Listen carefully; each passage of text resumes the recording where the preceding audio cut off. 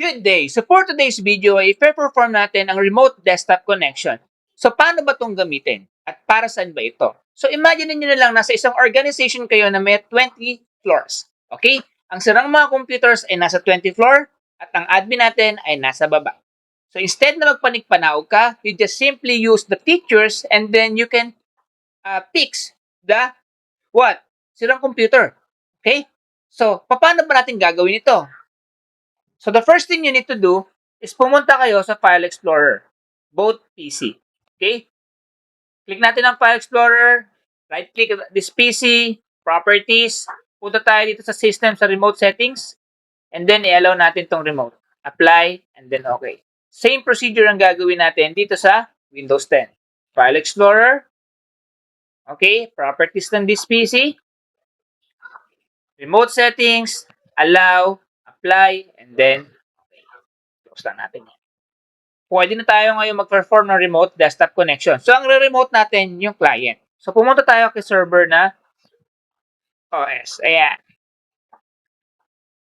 Okay. So, punta tayo sa Windows. I-search natin remote desktop connection. Okay. So, lalabas sa inyo dito ang desktop connection. So, ibig sabihin, pwede na tayo mag-remote or i-remote yung client na sira. Okay? So, ano bang ilalagay natin dito? So, ang kailangan natin ilagay is yung IP address ng client na ating i-remote. Okay? So, kung di natin alam, punta tayo dito sa i-remote natin, cmd ipconfig. Okay. So, meron siyang 7 na IP address sa dulo. Okay? So, palitan natin itong 6. Gawin natin siyang 7. And then, click connect. Okay? Under dito sa Windows Security, hingan tayo ng credential. So, ang pipiliin natin yung Berlin/administrator. At itatype natin yung password dito. Ayan. Click OK. So, after nyo maklik OK, lalabas tong remote desktop connection. The identity of the remote computer cannot be verified. Do you want to connect anyway? So, i-click nyo lang yung yes. Okay? So, hintayin natin maka-connect. Okay? So, sasabihin dito, once na kinlik natin yon. So, another user is signed in. If you continue, the lead is connected. Do you want to sign in anyway? So, yes lang natin ito. Pero tingnan natin kung ano mangyayari doon sa Windows 10. So, ang nangyari, hindi siya. Windows 10.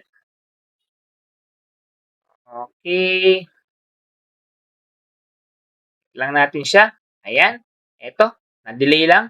Okay. And then, i-click natin yung okay. Ayan. So, masa-sign out siya. Okay. Punta tayo kay server. Wait lang natin hanggang sa makakonect siya dun sa client natin. Ayan.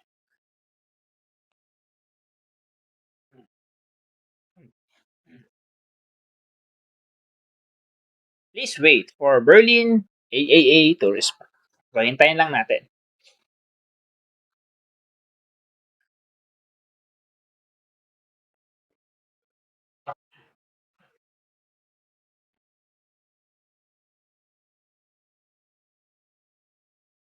Medyo matagal lang ng konti.